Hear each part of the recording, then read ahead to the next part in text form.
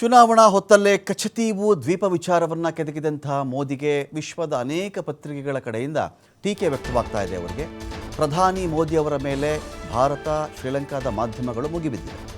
ನೀವು ಈ ಥರ ಹೇಳಿಕೆ ಕೊಡಬಾರ್ದಾಗಿತ್ತು ಅಂತ. ಕಚತೀವು ಇದನ್ನು ಹಿಂದಿನ ಕಾಂಗ್ರೆಸ್ ಸರ್ಕಾರ ಕೊಟ್ಟುಬಿಟ್ಟಿತ್ತು ತಮಿಳುನಾಡಿಗೆ ಅಂತೆಲ್ಲ ಮಾತು ಬಂತರಲ್ಲ.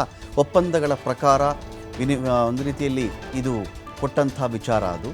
ಜೊತೆಗೆ ಈ ಮೀನುಗಾರರ ಬಂಧನ, ಕಚತೀವು ದ್ವೀಪ ಇದು ಬೇರೆ ಬೇರೆ ಸಬ್ಜೆಕ್ಟ್ಸ್ಗಳ ಥರ ಬರುತ್ತೆ.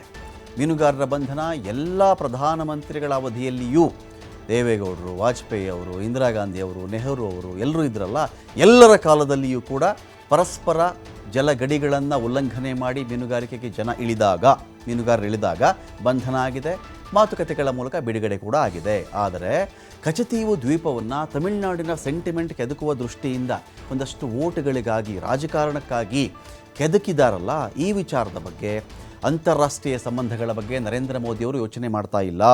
ನರೇಂದ್ರ ಮೋದಿಯವರ ಮಾತಿನಿಂದ ಶ್ರೀಲಂಕಾ ಸರ್ಕಾರ ಕೂಡ ಒಂದು ಕಡೆ ಸಿಟ್ಟಿಗೆದ್ದಿದೆ.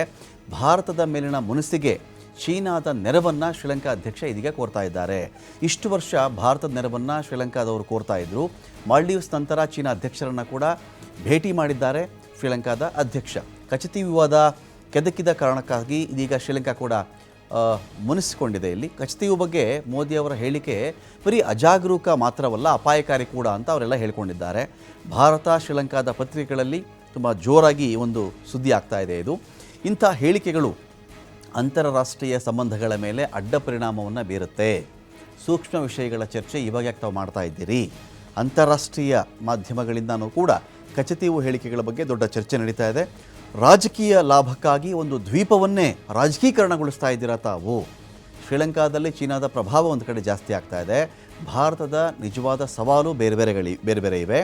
ಶ್ರೀಲಂಕಾದ ಗಾರ್ಡಿಯನ್ ಪತ್ರಿಕೆಯಲ್ಲಿ ಮೋದಿ ಟ್ವೀಟ್ ಬಗ್ಗೆ ಕೂಡ ಇದೀಗ ವರದಿ ಪ್ರಕಟವಾಗಿದೆ.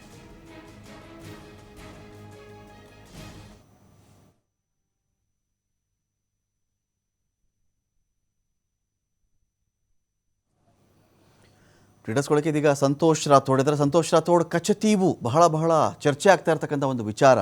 ಇದನ್ನು ತಮಿಳುನಾಡಿಗೆ ಬಿಟ್ಕೊಟ್ಬಿಟ್ರಪ್ಪ, ಅದಕ್ಕೆ ಮೀನುಗಾರನೆಲ್ಲ ಅರೆಸ್ಟ್ ಮಾಡ್ತಾ ಇದ್ದಾರಲ್ಲಿ ಅಂಥೇಳಿ ತಮಿಳುನಾಡು ಮೂಲದ BJP ನಾಯಕರಿಂದ ಇದು ಮೊದಲಿಗೆ ಶುರುವಾಗುತ್ತೆ.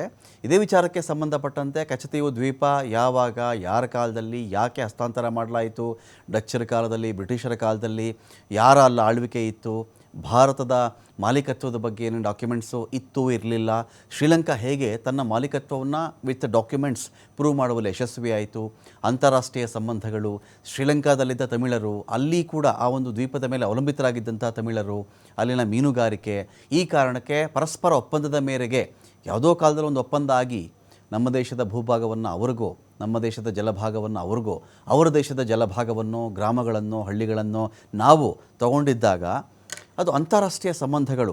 ಅದನ್ನು ಒಂದು ದೇಶ ಮಾಡುತ್ತೆ, ಒಂದು ಕಂಟ್ರಿ ಮಾಡುತ್ತಲ್ಲಿ, ಒಂದು ಸರ್ಕಾರ ಮಾಡುತ್ತಲ್ಲಿ. ಸೊ ಆ ವಿಚಾರವನ್ನು ಈಗ ಪಕ್ಷಗಳ ನೆಲೆಗೆ ತಂದು ಎಳೆದು ಬಿಟ್ಟಿರೋ ಪರಿಣಾಮ ಅಂತಾರಾಷ್ಟ್ರೀಯ ಮಟ್ಟದಲ್ಲಿ ಹೇಳಿಕೆ ಬಗ್ಗೆ ಟೀಕೆ ವ್ಯಕ್ತವಾಗ್ತಾ ಇದೆಯಾ ಅಂತ. ರಮಾಕಾಂತ್, ಇದೀಗ ನೋಡಿದ್ರೆ ನಾವು ಶ್ರೀಲಂಕಾ ಈವರೆಗೆ ಭಾರತವನ್ನು ಬಹಳಷ್ಟು ನೆಚ್ಚಿಕೊಂಡಿರುವಂತಹ ಒಂದು ರಾಷ್ಟ್ರ ಆಗಿತ್ತು. ಏನೇ ಒಂದು ಸಮಸ್ಯೆ ಎದುರಾದರೂ ಕೂಡ ಭಾರತವನ್ನು ನೆಚ್ಚಿಕೊಂಡು ತನ್ನ ಸಮಸ್ಯೆಗಳಿಗೆ ಇತಿಶ್ರೀ ಹಾಡುವಂತಹ ಕೆಲಸವನ್ನು ಮಾಡ್ತಾ ಇತ್ತು. ಅದು ಆಮದಾಗಿರಬಹುದು, ಪ್ರತಿಯೊಂದು ವಿಷಯಗಳಿಗೂ ಸಂಬಂಧಪಟ್ಟಂತೆ ಭಾರತವನ್ನೇ ಅವಲಂಬ ಆಗಿರುವಂತಹ ಒಂದು ರಾಷ್ಟ್ರ ಶ್ರೀಲಂಕಾ. ಆದರೆ ಇವತ್ತು ಶ್ರೀಲಂಕಾ ಚೀನಾದ ಮೇಲೆ ಸಂಪೂರ್ಣವಾಗಿ ಅವಲಂಬನೆ ಆಗ್ತಾ ಇದೆ. ಈ ನಡುವೆ ಭಾರತದ ಬಗ್ಗೆ ಗುಣಗಾನ ಮಾಡ್ತಾ ಇದ್ದಂತಹ ಒಂದು ರಾಷ್ಟ್ರೀಯ ಪತ್ರಿಕೆಗಳು, ಅಂದರೆ ಶ್ರೀಲಂಕಾದ ಪತ್ರಿಕೆಗಳು, ಈಗ ಭಾರತದ ಪ್ರಧಾನಿ ಮೋದಿಯವರ ಬಗ್ಗೆ ಕ್ರಿಟಿಸಿಸಮ್ ಮಾಡಿ ಒಂದು ಆರ್ಟಿಕಲನ್ನು ಬರೆಯುವ ಮಟ್ಟಿಗೆ ಬಂದುಬಿಟ್ಟಿದೆ. ಅಂತಂದರೆ ಭಾರತ ಮತ್ತು ಶ್ರೀಲಂಕಾದ ಸ್ನೇಹ ಸಂಬಂಧಗಳ ನಡುವೆ ಒಂದು ಸಣ್ಣ ಗುಂಡಿ ಆಯಿತು. ಇದಾದ ಬಳಿಕ ಇದು ಒಂದು ಭಾರೀ ಪ್ರಮಾಣದಲ್ಲಿ ಬಹುದೊಡ್ಡ ಒಂದು ಹೊಂಡವಾಗಿ ಹೋಗ್ತಾ ಇದೆ ಅಂತ ಹೇಳಿದರೂ ಕೂಡ ತಪ್ಪಾಗಲಿಕ್ಕಿಲ್ಲ. ಶ್ರೀಲಂಕಾದ ಗಾರ್ಡಿಯನ್ ಪತ್ರಿಕೆ ನೋಡಿ, ಎರಡು ಲೈನ್ಗಳನ್ನು ಹೇಳ್ತೀನಿ ಏನೆಲ್ಲ ಪತ್ರಿಕೆ ಪ್ರಕಟ ಮಾಡಿದೆ ಅಂತ. ಕಚತೀವು ಅಂತಾರಾಷ್ಟ್ರೀಯ ಕಾನೂನುಗಳ ಮೇಲೆ ಇವತ್ತು ಸ್ಥಾಪನೆಯಾಗಿದೆ. ಏನೇ ನಾವು ಒಪ್ಪಂದ ಮಾಡಿಕೊಂಡಿದ್ರು ಕೂಡ ಅಂತಾರಾಷ್ಟ್ರೀಯ ಕಾನೂನುಗಳ ಮೇಲೆ ನಾವು ಒಪ್ಪಂದವನ್ನು ಮಾಡಿಕೊಂಡಿದ್ದೀವಿ. ಆದರೆ ಸಾರ್ವಭೌಮಕ್ಕೆ ಸಂಬಂಧಪಟ್ಟಂತೆ, ಎರಡೂ ರಾಷ್ಟ್ರಗಳ ಸಾರ್ವಭೌಮಕ್ಕೆ ಸಂಬಂಧಪಟ್ಟಂತೆ ಅಂತಾರಾಷ್ಟ್ರೀಯ ಕಾನೂನುಗಳ ಒಂದು ಸೂಕ್ಷ್ಮ ವ್ಯತ್ಯಾಸದ ಬಗ್ಗೆ ಭಾರತದ ಪ್ರಧಾನಿಯವರಿಗೆ ಇದರ ಬಗ್ಗೆ ತಿಳಿದಿಲ್ಲ ಅನ್ನುವಂಥದ್ದನ್ನು ಊಹೆ ಮಾಡೋದಕ್ಕೂ ಕೂಡ ಸಾಧ್ಯ ಇಲ್ಲ. ಅಂದರೆ ಇದನ್ನು ತಿಳಿಯದೆ ಪ್ರಧಾನಿ ಮೋದಿಯವರು ಮಾತನಾಡಿದ್ರ. ಇನ್ನು ಅದೇ ರೀತಿಯಾಗಿ ಇದಕ್ಕೆ ಸಂಬಂಧಪಟ್ಟಂತೆ ಪ್ರಧಾನಿ ಮೋದಿ ಅವರ ಈ ಒಂದು ನಡೆ ಇದೆಯಲ್ಲ, ಅವರ ಏನು ಸರ್ಕಾರದಲ್ಲಿ ಇರುವಂತಹ ಮಂತ್ರಿಗಳೇನಿದ್ದಾರೆ ಅವರ ಒಂದು ಹೇಳಿಕೆಗಳು ಇದೀಗ ಕೇವಲ ಒಂದು ಸಣ್ಣ ಪುಟ್ಟ ಹೇಳಿಕೆಗಳಾಗದೆ ಇದು ಒಂದು ಆತಂಕಕಾರಿ ಕೂಡ ಆಗಿದೆ. ಎರಡೂ ದೇಶಗಳ ಸಂಬಂಧಗಳ ಮೇಲೆ ದೀರ್ಘವಾದಂತಹ ಪರಿಣಾಮವನ್ನು ಬೀರಬಹುದು ಅಂತ ಪತ್ರಿಕೆಯಲ್ಲಿ ಬರೆಯಲಾಗಿದೆ. ಅದರ ಜೊತೆಗೆ ಕೇವಲ ತಮ್ಮ ರಾಜಕೀಯ ಹಿತಾಸಕ್ತಿಗಾಗಿ ಅಂತಾರಾಷ್ಟ್ರೀಯ ಮಟ್ಟದಲ್ಲಿ ಎರಡೂ ದೇಶಗಳ ಸಂಬಂಧಕ್ಕೆ ಧಕ್ಕೆ ಉಂಟು ಮಾಡುವಂತಹ ಕೆಲಸವನ್ನು ನಾಯಕರು ಮಾಡ್ತಾ ಇದ್ದಾರೆ. ಇದು ಪತ್ರಿಕೆಯಲ್ಲಿ ಬಂದಿರುವಂಥದ್ದು. ಇದರ ಜೊತೆಗೆ ನಾವು ಕೆಲವು ವಿಷಯಗಳನ್ನು ನೋಡಬೇಕಾಗತ್ತೆ ಇದರಾಚೆಗೆ. ಯಾಕಂದರೆ ಕೆಲವು 6 ದಿನಗಳ ಹಿಂದೆ ಶ್ರೀಲಂಕಾದ ಪ್ರಧಾನಿಯಾಗಿರುವಂತಹ ದಿನೇಶ್ ಗುಣವರ್ಧನೆ ಅವರು ಚೀನಾಕ್ಕೆ ಭೇಟಿ ಕೊಟ್ಟಿದ್ರು. ಚೀನಾಕ್ಕೆ ಭೇಟಿಯಾಗಿ ಶಿ ಜಿನ್ಪಿಂಗ್ ಅವ್ರನ್ನ ಭೇಟಿಯಾಗ್ತಾರೆ.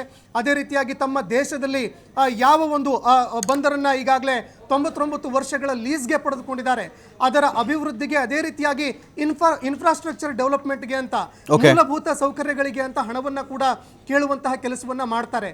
ಇದೇ ಒಂದು ಮೂಲಭೂತ ಸೌಕರ್ಯಕ್ಕಾಗಿ ಭಾರತವನ್ನು ಅವಲಂಬಿತವಾಗಿದ್ದಂತಹ ರಾಷ್ಟ್ರ ಈಗ ಚೀನಾವನ್ನು ಅವಲಂಬನೆ ಆಗ್ತಾ ಇದೆ ಅಂತಂದ್ರೆ ನಾವು ಇದೀಗ ಶ್ರೀಲಂಕಾವನ್ನು ಕಳೆದುಕೊಳ್ಳುವತ್ತ ಸಾಗ್ತಾ ಇದ್ದೀವಿ. ಮಾತುಕತೆ ಮೂಲಕ ನಮ್ಮ ದೇಶದ ನಾಯಕರು ಇದೆಲ್ಲವನ್ನ ಬಗೆಹರಿಸಬೇಕಾಗಿದೆ. Ramakant, thank you Santosh Rathore.